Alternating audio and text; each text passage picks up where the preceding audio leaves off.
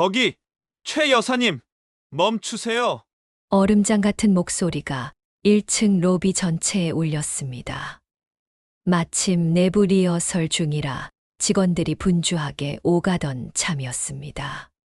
저는 무대 앞에 놓일 음료를 점검하던 손을 그대로 멈췄습니다. 고개를 들자 이 회사 KP 엔터테인먼트의 대표이자 제 아들인 강진혁이 저를 쳐다보는 대신 제 옆에 있던 무대 담당 팀장을 향해 말했습니다. 김 팀장님, 저 구역은 통제 중이라고 여러 번 말씀드렸죠? 담당자, 다시 교육 부탁드립니다. 그 차가운 말이 로비 전체에 울렸습니다. 리허설을 준비하던 직원들이 일제히 저와 아들을 흉흉하게 쳐다봤습니다. 수군거리는 소리가 파도처럼 밀려왔습니다. 또 저러신다, 대표님. 저 할머니는 무슨 죄야? 용역업체 사람한테 너무 심한 거 아냐? 아, 진짜 숨 막혀. 빨리 가자. 아들은 팀장을 꾸짖었지만 그 시선은 정확히 저를 향해 있었습니다. 사과를 바란 게 아닙니다. 그냥 눈에 띄지 말아 달라는 겁니다. 그게 그렇게 힘듭니까? 아들은 단 한치의 표정 변화도 없이 말했습니다. 하지만 저는 보았습니다. 그가 주먹을 쥔 손이 완벽한 수트 아래서 미세하게 떨리는 것을 말입니다. 저는 입술을 깨물었습니다. 72해를 살아온 제 인생이 이 젊은 아이들 앞에서 발가벗겨지는 기분이었습니다. 이 손, 한때는 쇼팽을 연주하던 손이었습니다. 지금은 더러운 걸레를 쥐고 아들 앞에서 죄인처럼 떨고 있었습니다. 빨리 창고 쪽으로 가세요. 여긴 제가 다른 사람 부르겠습니다. 아닙니다. 제가 마무리. 됐다고 했습니다. 아들은 차갑게 돌아섰습니다. 그의 완벽하게 다려진 수트 자락이 시야 끝으로 사라질 때까지 저는 발이 땅에 못 박힌 듯 서 있었습니다. 가슴 속에서 뜨거운 것이 울컥 치밀어 올랐습니다. 그때는 몰랐습니다. 아들의 그 잔인한 행동 하나하나가 실은 저를 다시 무대로 끌어올리기 위한 지독한 연극의 일부였다는 사실을. 저는 최서희라고 합니다. 올해 72입니다. 사람들은 저를 KP 엔터테인먼트, 신사옥의 미화원, 그냥 최 여사라고 부릅니다. 이 번쩍번쩍한 유리 건물에서 가장 낡고 초라한 사람이 바로 저일 겁니다. 남들은 제가 돈이 없어서 아니면 자식에게 버림받아서 이 나이에 고생한다고 수군댑니다. 반은 맞고 반은 틀린 말입니다. 사실 제가 일하는 이 용역업체 KPC 서비스는 KP 엔터의 자회사였습니다. 아니, 정확히는 제 아들 강진혁의 개인 회사나 마찬가지였죠. 진혁이는 저를 최서희라는 이름 대신 아예 하청, 인력관리서버의 계약 서류 자체를 위장해 T-107이라는 관리 코드로 등록했습니다. 아무도 제 신상을 알 수 없게요. 그렇게까지 저를 숨겨가며 이 회사에 둔 이유를 저는 그저 저를 가까이 두고 괴롭히기 위함이라 생각했습니다. 제가 1층 로비에서 당한 수모를 견디면서도 매일 이곳에 출근하는 이유는 제 하나뿐인 손자 강민준. 그 아이가 이 회사 3층 연습실에 있기 때문입니다.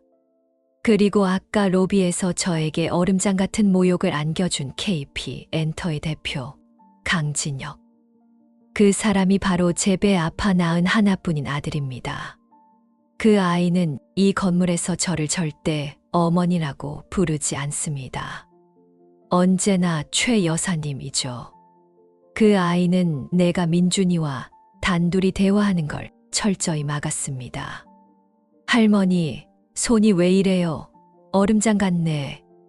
3층 복도를 지날 때 마침 연습실에서 나오던 민준이가 제 거친 손을 보더니 자기 주머니에서 핫팩을 꺼내 제 손에 쥐어 주었습니다. 아니야, 민준아. 괜찮. 쉿. 아빠한테 들키면 안 돼요. 이거라도 꼭 쥐고 해요. 손 펴봐요. 제가 주물러 드릴게요. 아이가 제 굳은 손가락을 조물거렸습니다. 그 따뜻함. 제가 이 모든 것을 견디는 힘입니다. 제 왼손을 한번 보세요. 엉망입니다. 뼈마디는 전부 뒤틀렸고 굳은 살과 상처가 가득합니다. 네 번째 손가락은 제대로 펴지지도 않습니다. 그래서 저는 틈만 나면 이 왼손을 주무릅니다. 청소 카트를 밀면서도 저도 모르게 손가락으로 허공에 쇼팽의 에뛰드 음형을 그리고 있었습니다. 아파서 그러는 게 아닙니다. 이 손이 완전히 굳어버릴까봐. 그게 제 인생에서 가장 두려운 일이기 때문입니다. 사람들은 모릅니다. 이 뒤틀린 손이 젊은 시절 바르샤바 콩쿠르 본선까지 올랐던 천재의 손이었다는 것을 말입니다. 그날 밤이었습니다. 마지막 순찰 겸 청소를 위해 3층 복도를 돌고 있었습니다. 유난히 한 연습실에서 소리가 새어나왔습니다. 민준이었습니다. 데뷔 발표회가 코앞인데 가장 중요한 솔로 파트의 편곡이 마음에 들지 않는 모양이었습니다. 아, 이게 아니라고. 왜 느낌이 안 살지? 문틈으로 그 작은 뒷모습을 바라보는데 저도 모르게 왼손이 더 바쁘게 움직였습니다. 아니야, 민준아. 거긴 그렇게 치는 게 아니야. 거기서 뭐 하십니까? 등 뒤에서 진혁이의 목소리가 들렸습니다. 저는 화들짝 놀라 돌아봤습니다. 아, 대표님. 마무리가 덜 된 곳이 있나 해서. 연습실 앞을 어슬렁거리는 게 최 여사님 업무입니까? 죄송합니다. 그냥 음악 소리가 좋아서 잠시. 제 변명에 진혁이는 코웃음을 쳤습니다. 그때 진혁이의 시선이 제 손에 꽂혔습니다. 저는 또다시 저도 모르게 주무르던 왼손을 황급히 등 뒤로 감췄습니다. 그 손 꼴보기 싫군요. 보기 흉한 손으로 사람들 눈앞에서 알짱거리지 마시라는 겁니다. 제게 그 흉한 손을 보이지 말라고 말하는 아들의 목소리가 어쩐지 그날따라 쇠에 긁힌 것처럼 갈라져 있었습니다. 며칠 뒤 보안팀장을 통해 전달받았다며 저희 용역업체 소장님이 저를 불렀습니다. 최 여사님, 미안해서 어쩌죠. KP 엔터 보안팀에서 최 여사님 3층 출입을 막아달라고 요청이 왔답니다. 미안해요. 당분간 지하 주차장 좀 맡아주세요. 그 말은 사형 선고나 다름없었습니다. 지하 주차장. 그곳은 민준이의 민자도 볼 수 없는 빛 한 줄기 없는 곳이었습니다. 이상하게도 제가 지하로 내려간 첫날 그 춥던 주차장 구석, 제 담당 구역에만 유독 온기가 돌았습니다. 구석에 낡은 전기난로 하나가 덩그러니 놓여 있었습니다. 자세히 보니 난로 한 구석에 KP 엔터 로고 스티커가 긁히고 벗겨진 자국이 희미하게 남아 있었습니다. 지하 주차장은 제게 주어진 감옥이었습니다. 엘리베이터가 1층에서 멈출 때마다 저는 청소 카트 뒤에 숨어 행여나 민준이가 보일까 가슴을 졸였습니다. 그 정체 모를 난로에 제 뒤틀린 손을 녹이며 저는 그렇게 잊혀가는 듯 했습니다. 드디어 민준이의 데뷔 발표회 당일이 되었습니다. 저는 그날 아침 근무조가 다르다는 핑계를 대고 낡은 유니폼을 벗어 던졌습니다. 그리고 제 옷 중에서 가장 깨끗하고 얌전한 20년은 좋게 넘은 회색 가디건을 걸쳤습니다. 제 임무는 끝났습니다. 이제 민준이의 무대를, 이 지하 주차장 구석에서 귀로라도 들어야겠다. 그렇게 마음먹고 있었습니다. 한참을 쇠파이프에 기대어 앉아 있는데 위층에서부터 이상한 기운이 감돌았습니다. 어떻게, 진짜야? 김 작곡가 급성 맹장염이래. 반주 음원이요? 원본 파일이 서버 오류인지. 손상돼서 안 열려요. 비상계단 문이 열리면서 직원 2명이 창백하게 질린 얼굴로 뛰어 내려왔습니다. 제 심장이 쿵 하고 바닥으로 떨어졌습니다. 민준이 파트가 제일 문제예요. 솔로곡 반주 음원이 없으면 무대 자체를 못 한다고요. 대표님은 어디 계셔? 지금 30분도 안 남았는데. 저는 제 몸이 어떻게 움직였는지도 모릅니다. 저는 비상계단을 향해 뛰었습니다. 숨이 턱까지 차올랐고 쇠로 된 계단 손잡이를 부여잡고 거의 기어오르다시피 했습니다. 3층 사내공개 발표회장 문을 열었을 때 그곳은 아수라장이었습니다. 직원들은 사라진 음원을 복구하느라 정신이 없었고 현장 통제는 완전히 마비된 상태였습니다. 다 끝났어. 끝났다고, 형. 민준이가 무대 구석에 주저앉아 있었습니다. 땀으로 범벅이 된 얼굴이 눈물로 엉망이었습니다. 최 여사님, 여긴 어떻게? 한 직원이 저를 막아서려 했지만 저는 그를 지나쳐 똑바로 민준이에게 걸어갔습니다. 민준아, 할머니, 반주 음원이 없다고 했니? 그 곡 할미가 알지. 어깨 너머로 매일 들었으니까. 저는 민준이의 곁을 지나 무대 한쪽에 장식처럼 놓여있던 그랜드 피아노로 향했습니다. 뭐 하시는 거예요, 지금? 최 여사님 미쳤어요? 당장 내려오세요. 사람들이 저를 끌어내리려고 했습니다. 저는 그들을 뿌리치고 낡은 피아노, 의자에 앉았습니다. 그리고 건반 위에 제 굳어버린 손을 올렸습니다. 첫 음을 눌렀습니다. 맑고 깨끗한 소리가 아니었습니다. 굳어버린 손가락이 건반을 둔탁하게 내리찍는 소리였습니다. 저것과 역시 누군가 비웃었습니다. 하지만 저는 눈을 감았습니다. 그리고 숨을 크게 들이마셨습니다. 다음 순간 제 오른손이 먼저 멜로디를 치고 나갔습니다. 민준이의 데뷔곡. 제가 3층 복도를 닦으며 수백 번도 더 들었던 그 멜로디였습니다.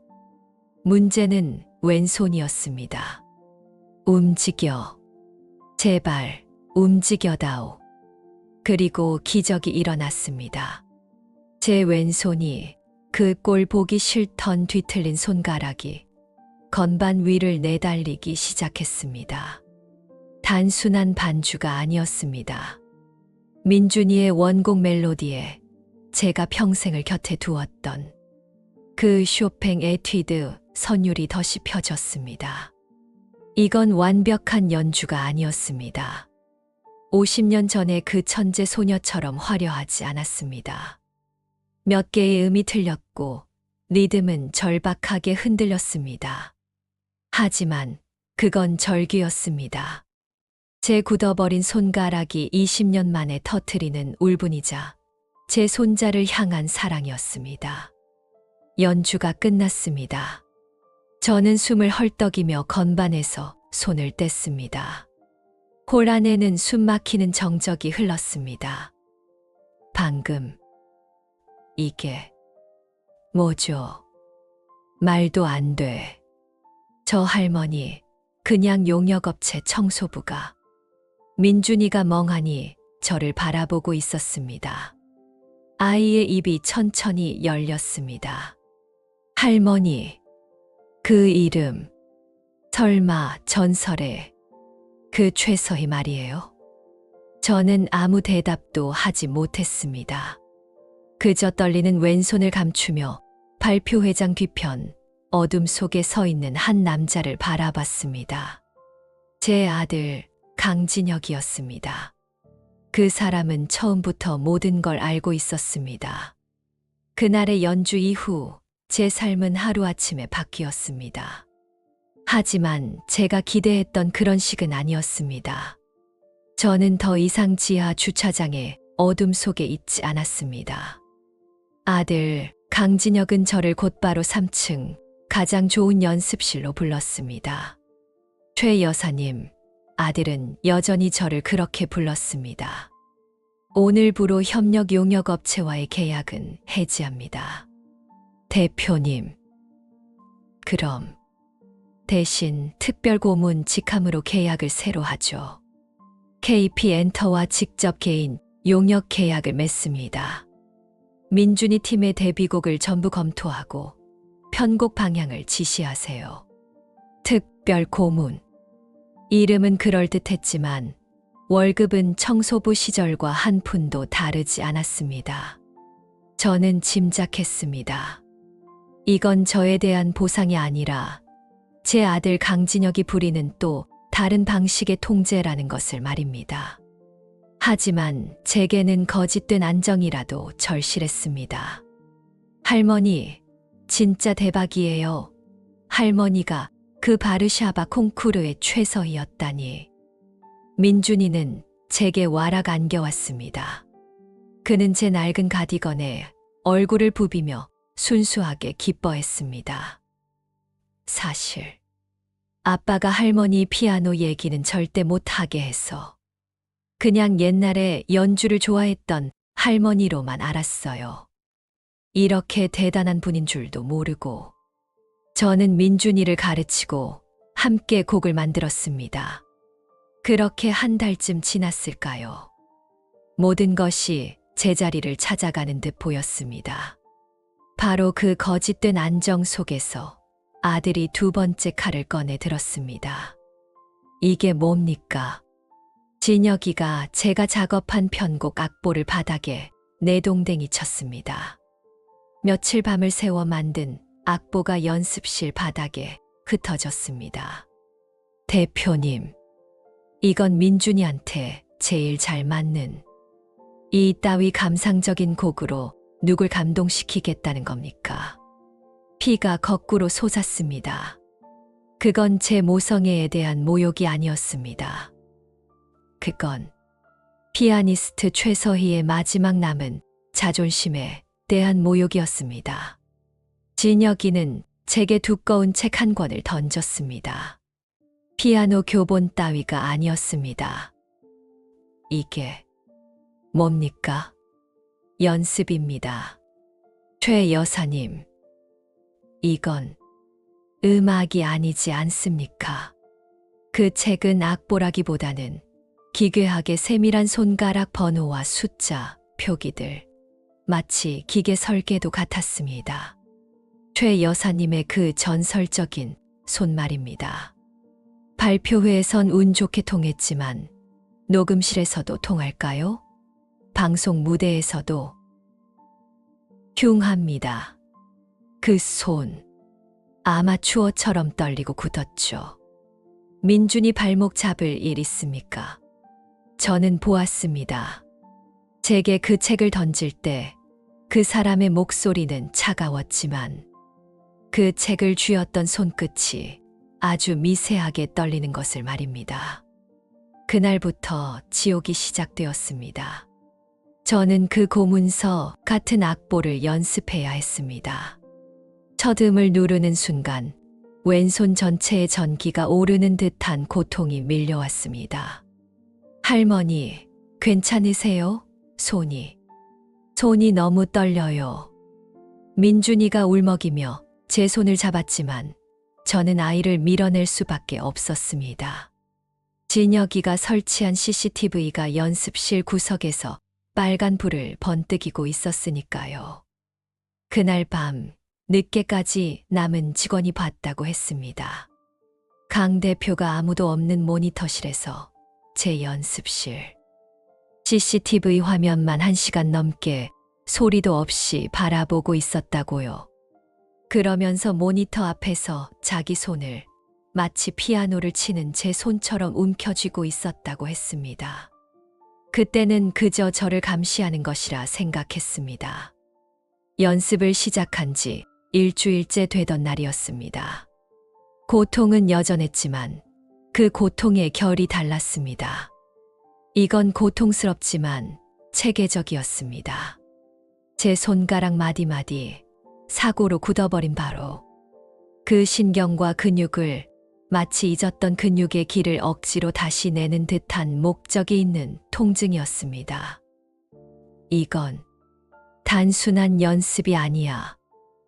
이건 음악의 형식을 띤 신경재활 프로그램이었어. 저는 그 고문서의 마지막 페이지를 넘겼습니다.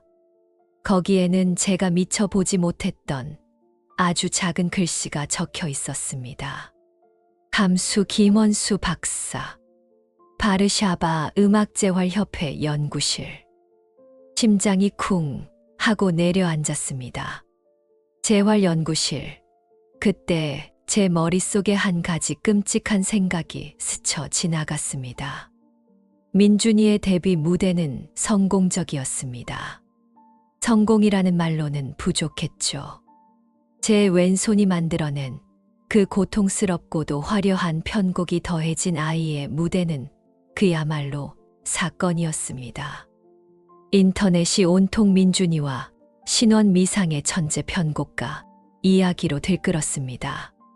저는 모든 것이 끝났다고 생각했습니다. 데뷔 무대가 끝난 늦은 밤, 저는 텅 빈 3층 연습실에 홀로 남아 있었습니다. 진혁이가 고문서라고 불렀던 그 재활 악보가 피아노 위에 널브러져 있었습니다. 제 왼손은 열이 펄펄 끓고 퉁퉁 부어올라 숟가락 하나 들지 못할 지경이었습니다. 그래, 이제 다 끝났어. 내가 원한 게 이거였지, 강진혁. 그때였습니다. 문이 열리는 소리와 함께 그날 로비에서 봤던 것과 똑같은 서늘한 구두 소리가 들려왔습니다. 강진혁이었습니다. 아직 안 가셨습니까? 또 그 손이군요. 저는 실소했습니다. 더는 화가 나지도 슬프지도 않았습니다. 이제 볼일 다 보지 않았습니까? 민준이. 아니, 새로운 상품 데뷔시켰으니 이 늙은 어미는 이제 버려도 됩니다. 버린다니요. 됐습니다. 그 재활연구실인지 뭔지 하는 책도 가져가세요. 이 손, 이제 정말 못 쓰게 됐으니 당신 뜻대로 된 거 아닙니까? 날 완벽하게 망가뜨렸으니 만족하세요. 저는 퉁퉁 부은 손으로 그 고문서를 아들 녀석의 가슴팍에 던졌습니다. 하지만 아들은 피하지 않았습니다. 아니요. 뭐라고요? 아직 만족 못합니다. 이건 시작에 불과하니까. 그 사람의 눈빛이 그날 홀에서 저를 쳐다보던 그 눈빛과 같았습니다.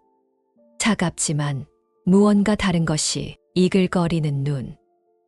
그날 발표회 날 말입니다.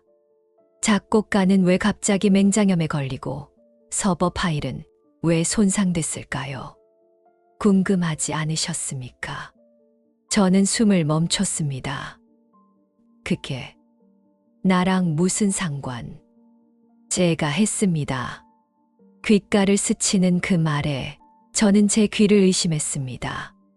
작곡가에겐 한 달간 최고급 미조트 요양을 보냈고 서버 파일은 제가 직접 비활성화시켰습니다. 너 미쳤어. 자기 아들 데뷔 무대를 내가 망치려고 했어. 내가 인간이냐? 망치려고 한 게 아닙니다. 아들이 제게 한 걸음 다가왔습니다. 어머니를 무대에 세우려고 했습니다. 제 머릿속이 하얗게 변했습니다. 무슨 헛소리야. 민준이 솔로 파트, 그거 어머니 없이는 절대 안 되는 곡이었습니다. 하지만 어머니는 지하 주차장에서 숨어만 있었죠. 그건 내가 날 거기로 쫓아냈잖아. 그래야 했습니다. 아들의 목소리가 처음으로 아주 미세하게 떨렸습니다. 그날 로비에서 연습실 복도에서 어머니가 제게 모욕당하는 걸 지켜보던 그 수많은 눈들. 그 속에 경쟁사 인재 스카우트 담당자들이 몇 명이나 있었는지 아십니까? 저는 아무 말도 할 수 없었습니다. 그들이 바르샤바의 최서희가 이 회사 용역업체 청소부로 있다는 걸 눈치엔 티다면, 어머니가 강민준이라는 연습생을 끼고 돈다는 걸 알았다면 그들이 민준이를, 아니 어머니를 훔쳐가기 위해 무슨 짓을 했을 것 같습니까? 진혁이는 넥타이를 거칠게 풀어헤치며 말을 이었습니다. 저는 어머니를 숨길 수밖에 없었습니다. 제 자회사 KPC 서비스에 T-107이라는 유령으로 만들어서라도 세상에서 가장 하찮고 꼴 보기 싫은 늙은 청소부로 만들어야 했어요. 제가 어머니를 짓밟을수록 어머니는 더 안전해졌으니까. 저는 다리가 풀려 그 자리에 주저앉았습니다. 그럼 이 손은, 그날로는, 이 고문 같은 연습은, 아들은 바닥에 떨어진 그 책을 주워 들었습니다. 그리고 마지막 페이지, 제가 흘깃봤던 그 이름을 손가락으로 가리켰습니다. 김원수 박사. 기억 안 나십니까? 김원수. 바르샤바에서 유일하게 내 손을 포기하지 않았던 친구. 어머니 사고 이후 20년 동안 그 사람을 찾았습니다. 어머니의 굳어버린 신경과 근육을 다시 살릴 수 있는 유일한 사람. 이 악보는 고문서가 아닙니다. 20년 전에 멈췄던 김 박사님의 신경음악 인터랙션 훈련법입니다. 아들은 제 앞에 무릎을 꿇었습니다. 그리고 제 퉁퉁 부어오른 왼손을 마치 세상에서 가장 귀한 보물을 다루듯 조심스럽게 감싸 쥐었습니다. 지하 주차장 난로. 그것도 제가 둔 겁니다. 어머니 손 얼어붙을까봐. 민준이요. 그 아이 재능 있습니다. 하지만 미끼였습니다. 어머니를 다시 건반 앞에 앉힐 수 있는 유일한 미끼. 어머니는 민준이를 위해서라면 지옥이라도 견딜 걸 알았으니까. 아들의 눈에서 차가운 눈물 한 줄기가 제 손등 위로 떨어졌습니다. 제가 CCTV로 어머니의 고통을 지켜보는 매 순간이 제게도 지옥이었습니다. 민준이 데뷔를 계획한 게 아닙니다. 저는 어머니의 복귀 무대를 계획한 겁니다.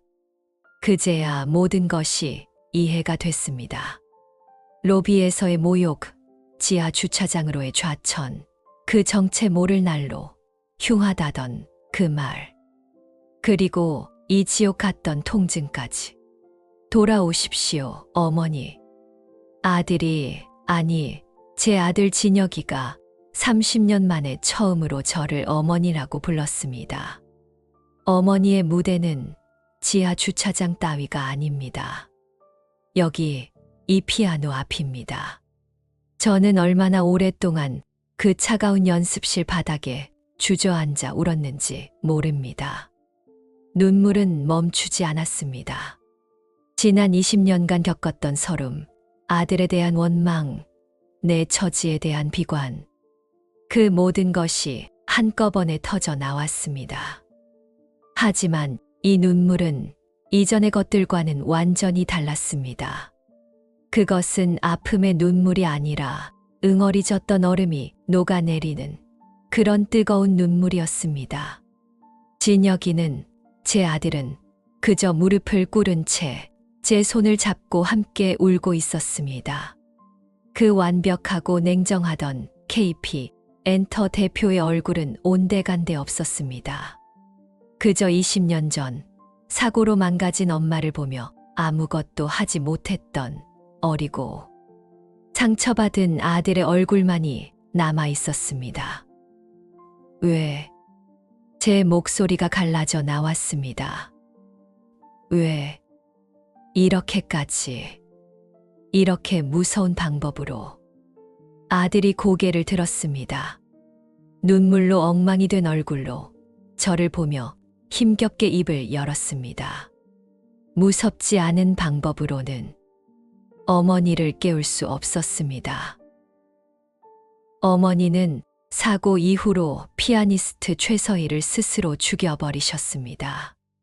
제가 아무리 애원해도 아무리 좋은 의사를 데려와도 어머니는 이 손은 끝났다고 다시는 피아노 따위 보기도 싫다고 하시면서 저를 밀어내셨죠. 맞는 말이었습니다. 저는 절망에 빠져 제 인생의 유일한 빛이었던 아들마저 어둠 속으로 밀어 넣었습니다. 어머니의 그 절망을 이길 수 있는 건 어머니의 재능에 대한 미련 따위가 아니었습니다. 오직 하나, 사랑이었습니다. 어머니가 저보다 더 아끼시는 존재, 바로 민준이. 진혁이는 떨리는 목소리로 말을 이었습니다. 어머니가 민준이를 위해 기꺼이 지옥불에 뛰어들 거라는 걸 알았습니다. 그래서 제가 그 지옥의 악마가 되기로 결심한 겁니다. 진혁아, 내 아들아. 어머니가 저를 원망하고 저주하고 경멸하는 그 모든 순간을 저는 버텨야 했습니다. 어머니가 저를 미워하는 힘으로라도 이 건반 앞에 다시 앉게 만들 수만 있다면 저는 그걸로 됐다고 생각했습니다. 아들은 제 퉁퉁 부은 왼손을 자신의 뺨에 가져다 댔습니다. 이 손, 제가 꼴 보기 싫다고 흉하다고 했던 말, 전부 거짓말입니다. 제게는 이 세상에서 가장 귀하고 가장 보고 싶었던 손입니다. 이 손이 다시 건반 위를 날아다니는 모습을 저는 단 한순간도 포기한 적이 없습니다. 그때였습니다. 연습실 문이 조심스럽게 열리고 민준이가 얼굴을 쏙 내밀었습니다. 할머니, 아빠. 아이는 아마도 대표실에 인사를 하러 갔다가 아빠도 할머니도 보이지 않아 저희를 찾아다닌 모양이었습니다.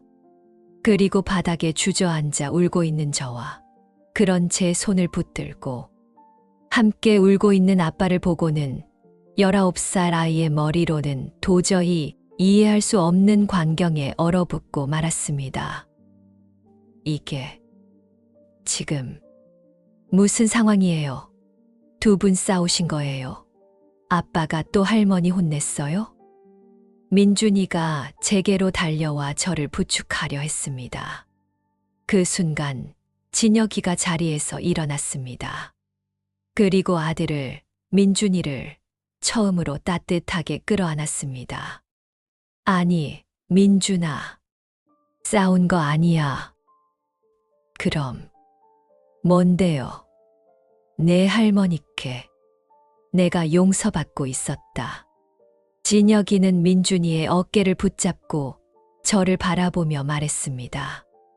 민준아, 내가 오늘 이룬 이 데뷔 정말 멋지다. 하지만 이건 시작이야. 내 데뷔가 아니라 내 할머니의 복귀를 알리는 신호탄이었어. 네, 할머니 복귀요? 인사드려라. 이분은 내 할머니이기 이전에 대한민국이 잃어버렸던 가장 위대한 피아니스트 최서희 선생님이시다.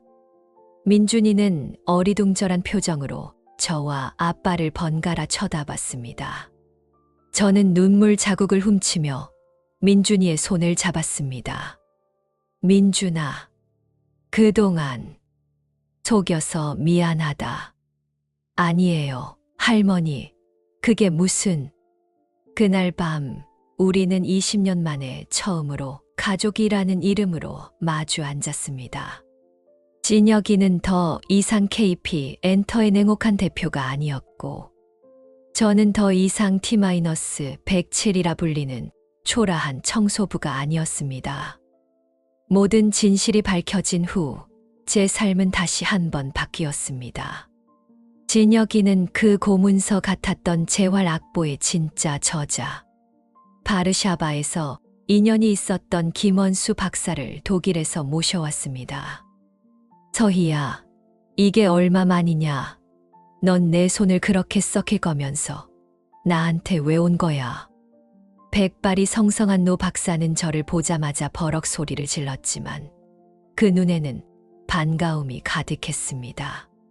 강 대표가, 아니, 내 아들 녀석이 10년 전부터 날 쫓아다녔어.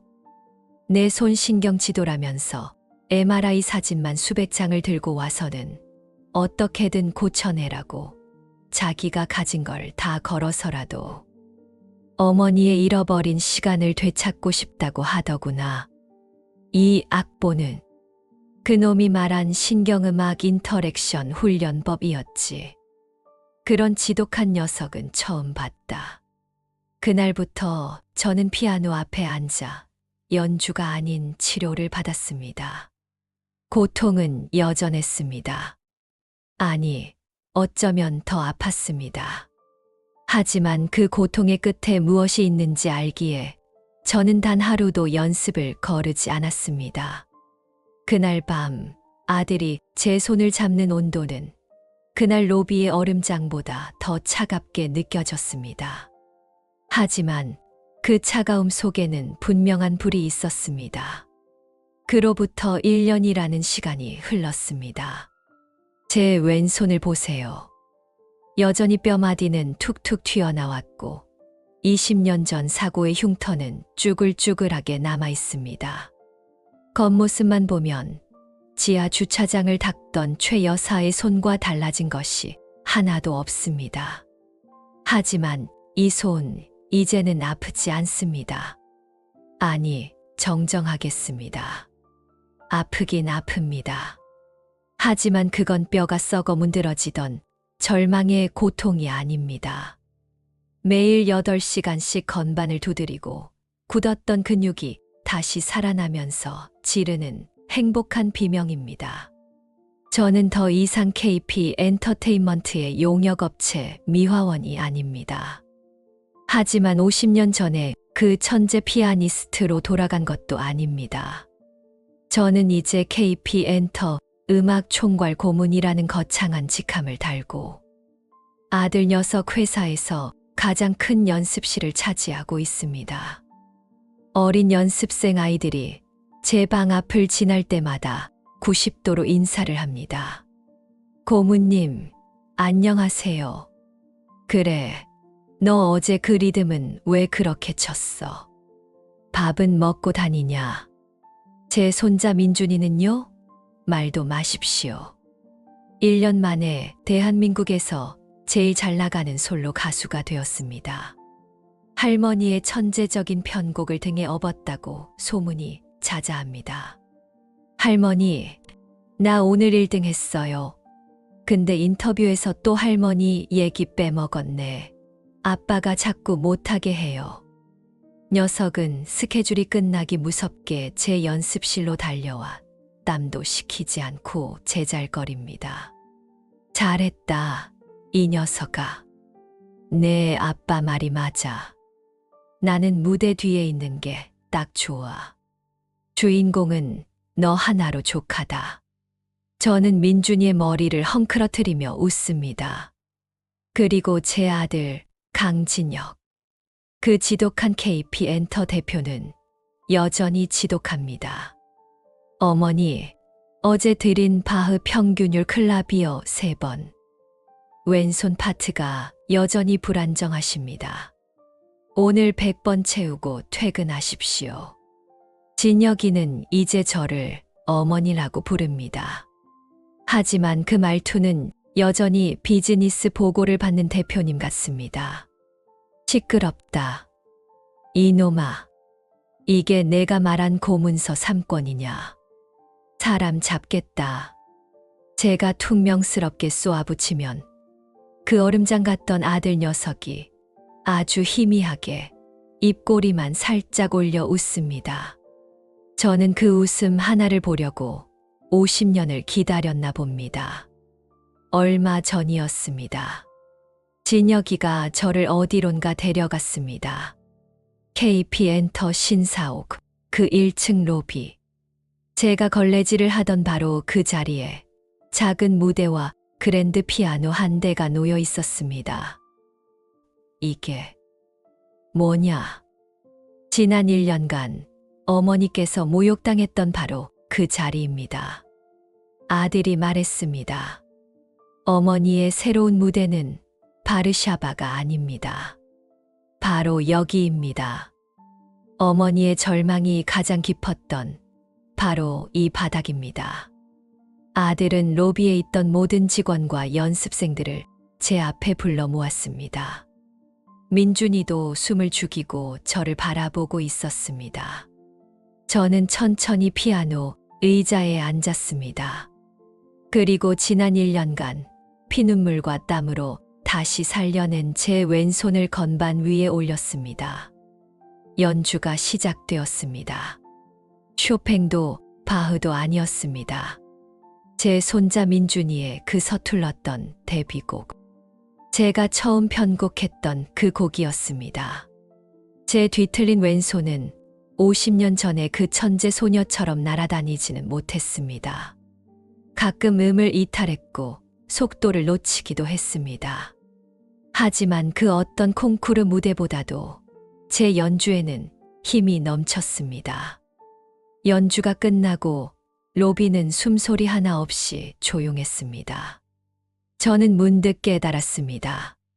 제 인생을 망가뜨렸던 건 20년 전에 그 끔찍한 사고가 아니었습니다. 사고 이후 내 인생은 끝났다고 스스로 단정 지어버린 제 자신의 절망이었습니다. 그리고 제 아들 강진혁은 그 뼛속까지 파고든 절망을 깨부수기 위해 기꺼이 악마가 되어 저를 지옥으로 밀어넣었던 겁니다. 가장 깊은 절망 속에서만 가장 눈부신 희망의 씨앗이 싹 튼다는 것을 그 아이는 저보다 먼저 알고 있었던 겁니다. 요즘 저는 제 왼손을 볼 때마다 웃음이 나옵니다. 흉터는 여전하지만 세상에서 가장 아름다운 훈장처럼 보입니다. 제 이름은 최서희입니다. 50년 전에는 천재 피아니스트였고 1년 전에는 늙은 청소부였지만 지금 저는 세상에서 가장 행복한 엄마이자 할머니 그리고 현역 피아니스트입니다. 모든 인생에는 누구도 예상치 못한 반전이 숨어 있기 마련입니다. 여러분의 인생 속 결정적인 순간은 언제였나요? 인생집의 다음 이야기를 구독과 좋아요로 함께 열어주세요.